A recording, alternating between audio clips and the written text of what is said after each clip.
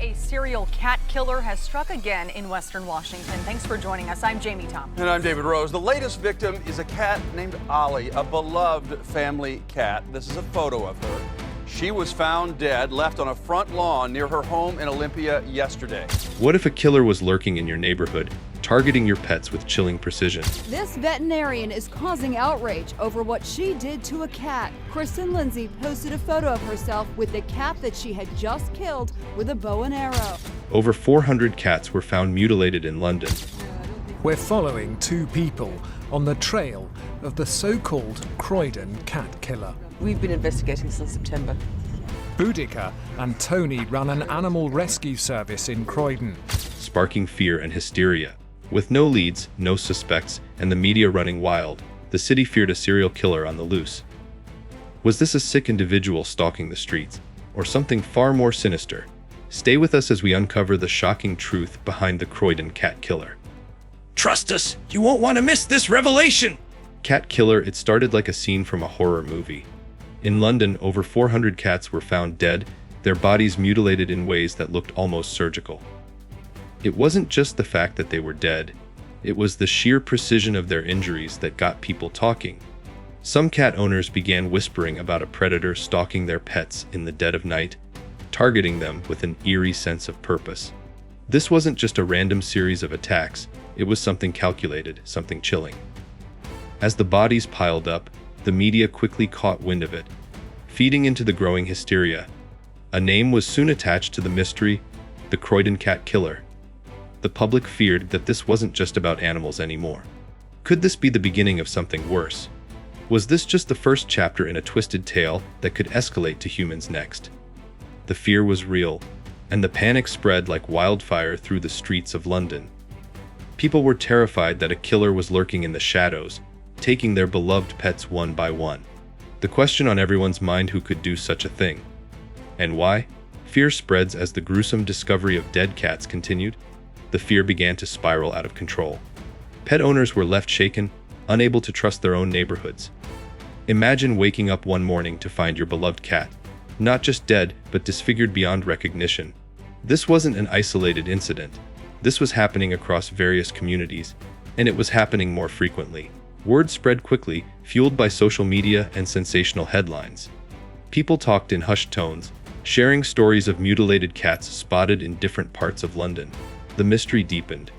How could this happen in such a densely populated, surveilled city? The community began to question if they were truly safe. Some even feared that the cat killer might one day turn their attention to humans. The whispers turned into public outcry. Pet owners demanded answers, desperate for reassurance. The police were under intense pressure to act, but the question remained: was this really the work of a human, or something else entirely? The paranoia intensified, and the fear became almost palpable.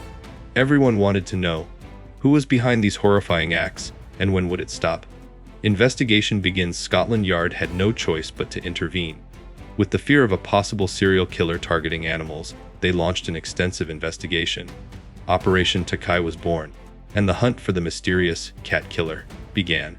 It wasn't just a few officers working on this case. Scotland Yard brought in a team of 15, including forensic experts, to comb through the evidence. The police pored over hours of CCTV footage, searching for anything out of the ordinary. They scoured neighborhoods for suspicious vehicles or figures lurking in the shadows at night.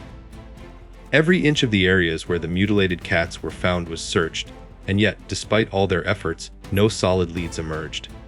The investigation expanded beyond the ordinary, asking residents if they had seen anything strange, interviewing witnesses, and seeking any clue that could point to the identity of the killer.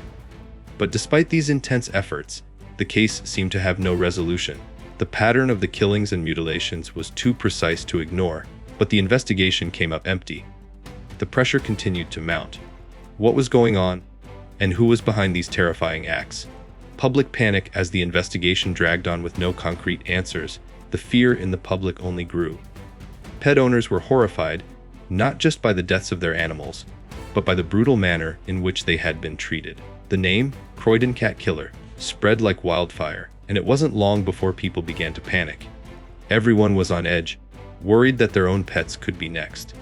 The media played a huge role in fueling the hysteria, highlighting the gruesome details of the killings and sensational headlines. This wasn't just a story about dead cats. It became a story about fear and the unknown. People began avoiding the streets after dark, too scared to let their cats roam freely outside. They feared that whoever was behind these killings might escalate, targeting not just animals but humans as well. The sense of panic was all-consuming. Pet owners formed online groups, sharing tips on how to protect their animals, and some even started petitioning the police to do more. Over 20,000 people signed a petition demanding action to stop the so-called cat killer. The more time passed with no answers, the stronger the fear became. Everyone was asking who was this killer, and when would the violence stop? Shocking conclusion: after years of investigation and hundreds of thousands of dollars spent, Scotland Yard finally released their findings in 2018. The shocking conclusion: there was no human killer. The truth was far less sinister than anyone had imagined. The mutilations, which had terrified so many, were actually the work of red foxes scavenging the bodies of dead cats. Scientists, using modern imaging tools and DNA testing, examined 32 of the dead cats and discovered that 1/3 showed clear signs of fox involvement. The puncture wounds and tear patterns matched the typical behavior of a scavenger, not a person with surgical precision. The rest of the cats had died from other causes: heart failure, blunt force trauma, car accidents, and even poisoning. The red foxes, naturally nocturnal and opportunistic feeders, were responsible for many of the injuries, but it had been assumed these were the acts of a human killer due to the severity and precision of the mutilations. This revelation left the public stunned. Many who had invested so much emotional energy into finding a human culprit felt betrayed. The investigation, which had consumed so much time and resources, had uncovered something entirely different. While the mystery was solved, the fear that had gripped London seemed hard to shake. Could something so terrifying have been so easily explained by nature? Foxes revealed the red fox theory wasn't the end of the investigation. It only deepened the mystery for some. With the public's outcry still fresh, scientists took it a step further. They decided to examine the remains of the dead cats more closely, not just to quell the growing doubts, but to get a clearer understanding of what had truly happened. Using modern technology, they performed autopsies and DNA testing on 32 of the carcasses. Their findings were both surprising and unsettling. 1/3 of the cats had clear signs of red fox involvement, including fox DNA, puncture wounds, and typical scavenger marks on the bodies. This confirmed that foxes were responsible for many of the mutilations. However, the remaining cats had suffered from natural causes like heart failure, blunt force trauma, or car accidents. Some had even been poisoned. It turned out that the entire incident had been misinterpreted. The media, the public, and even the authorities had been focused on a human culprit, while the real perpetrators were urban foxes, small, nocturnal animals that roamed the streets of London. Urban wildlife experts noted that there were approximately 10 Zallows and red foxes in the city, and their scavenging habits were well known. But even with this explanation, the public was left questioning why it had taken so long for the truth to emerge. Were the authorities just too distracted by the fear of a human killer to notice the more logical explanation?